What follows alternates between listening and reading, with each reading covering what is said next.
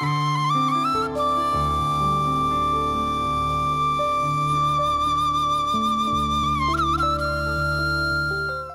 TV பார்வையாளர்கள் எல்லோருக்கும் வணக்கம்.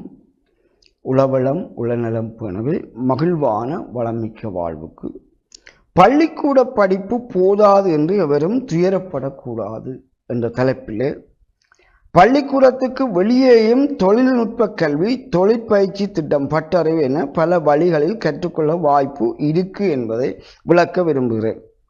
வருவாய் ஈட்டி வாழ தேவையான அறிவை பெற்ற எவரும் அறிவாளிகள் தான். அப்போ பள்ளிக்கூடத்தில் போய் படித்தா தான் பெரிய படிப்பாளி, பட்டம் பெற்றால் தான் பெரிய படிப்பாளி என்று ஒரு தாழ்வு மனப்பான்மை எங்களோட சமூகத்தில் சிலருக்கு இருக்கு. அதை கொஞ்சம் தூக்கி அறியுங்க. உதாரணமாக என்ன படிப்பிச்சு ஒரு ஆசிரியர் சொல்கிறார், மாவின்லேருந்து ராகமலேருந்து நான் கொழும்புல படிக்கணும். என்ஜினியரிங் படிச்சிருக்கேன் மொரட்டோ யூனிவர்சிட்டியில் அண்ட் பெருதனை யூனிவர்சிட்டியில். ஆனால் அவர்கள் BMW கார், விலை மதிக்க முடியாத பெரிய காரை திருத்த முடியாது. அவர்கள் தெருவில் இருக்கிற ஒரு கார் கராச்சியில் வந்து சாதாரண ஒரு அறிவாளியிடம்தான் காரை திருத்துகிறார். ஆகவே இவை மனுவல பட்டறிவினூடாக பழகி பழகி கார் திருத்துகிற பொறியியலை படித்தவர்கள் மெக்கானிக். அவர்கள் புத்தக நோட்ஸ் தியரிட்டிக்கலாக படித்தவர்கள் என்ஜினியர்ஸ். இதுதான் வித்தியாசம். ஆகவே அவர்களும் படித்தவர்கள் தெருவில் இருக்க கடை போட்டு கார் திருத்துவனும் படித்தது. அந்த அதை சொல்கிற ப்ரொஃபஷனல் ஸ்டடீஸ், இதன் அன்ப்ரொஃபஷனல் பயிற்சி வழியில் அறிவை திரட்டினர். முந்தி குருகுலம் என்று ஒன்று இருக்கு. ஆசிரியர் ஒரு மரத்துங்களை படிப்பார், பிள்ளைகள் அவருக்கு கீழே இருந்து படிப்பார்கள். பின்னர் பாடசாலை வந்தது, அதை வச்சுக்கொள்வோம். அவை இவ்வாறு நாங்கள் தாழ்வு மனப்பான்மையை விலத்தி வைத்துவிட்டு எங்களாலேயும் அறிவை பெருக்க முடியும் என்றது முயற்சி இருக்க வேண்டும். அப்போ கண்டதை பார்த்தல் அல்லது கண்டதை படித்தல், கண்டதை பார்த்து கண்டதை படித்தா பண்டிதர் ஆவர் என்று சொல்கிறோம். கண்டதை பார்த்து கண்டதை படித்தா பண்டிதர் ஆவர். அப்போ நாங்கள் கண்டதையும் படித்தா பண்டிதர் ஆவார்ன்றது பெரியோர் சொல்லுவார். அந்த பெரியோர் பேச்சு என்னவா இருக்கும் என்று சொன்னால், நாங்கள் பார்க்க அறிவை தேடி திரட்டி படித்து கொள்ளலாம். விளங்குதோ?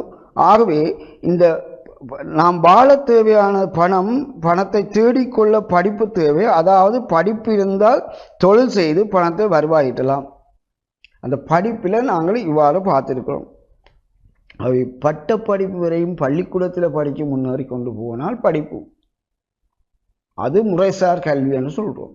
முறைசாரா கல்வி என்பது தொழில்நுட்ப நிறுவனங்களில் குறித்த தொழில்நுட்ப அறிவை, உதாரணமாக மர வேலை தொழில், உலோக வேலை, மற்ற ஊர்தி திருத்தல், மற்ற கட்டிட வேலை, மற்ற விவசாயம் அல்லது கமத்தொழில், இவ்வாறு பல தொழில்கள் இருக்கின்றன.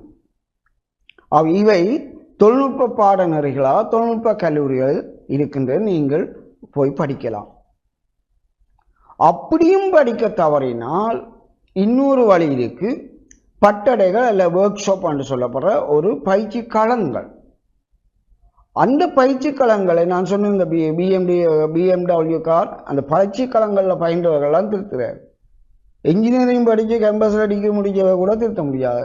காரை திருத்துகிறார்கள், பயிற்சி களங்களை படிக்கிறார்கள். எவ்வாறு பயிற்சி களங்களை படிச்சிருக்காங்க? ஒரு கார் கராச்சியில் இருக்கிற சின்ன வயதிலிருந்து பழகி கொண்டு வந்திருப்பார். அப்படி மோட்டார் சைக்கிள் கராச்சி, அப்படி தச்சு வேலை பட்டடையில் சின்ன வயதிலிருந்து வேலை செய்கிறார். இவ்வாறு உங்களுக்கு தேவையான தொழில்துறை, விருப்பமான தொழில்துறையில் ஒரு பயிற்சி நிறுவனங்களில் தொழிலை பழகுதல். அவ்வாறு தொழிலை பழகுவதனூடாகவும் சிறப்பு தேர்ச்சி அடிப்படையில் நீங்கள் புலமை மிக்கவராக வருகிறீர்கள். ஆகவே எந்த படித்த மீதையும் உங்கள்கிட்ட உங்களை சேவையை பெறுகிறார். ஆகவே வாழ தேவை பணம், பணத்தை தேட தேவை படிப்பு. படிப்பு என்பது பள்ளிக்கூடம் போய் பல்கலைக்கழகம் முடித்தா படிப்பு என்பது அல்ல. ஒன்று முறைசார கல்வியாக தொழில்நுட்ப கல்வியிலையும் படிக்கலாம், அல்லது பயிற்சி நெறி ஊடாக நிறுவனங்களுக்கு ஊடாக பயின்று புலமை மிக்கவராகவும் வரலாம். ஆகவே கல்வியை கற்று பண வருவாய் ஈட்டக்கூடிய உங்களை நீங்கள் கொஞ்சம் நிமிர் வைத்து நீங்கள் நிமிர்ந்து நிற்கக்கூடிய உங்களை உயர்த்தி கொள்ள முடிந்தால் வாழ்க்கையில் வெற்றி அடைய முடியும் என்று கூறிக்கொண்டு விடைபெறுகிறேன். நன்றி.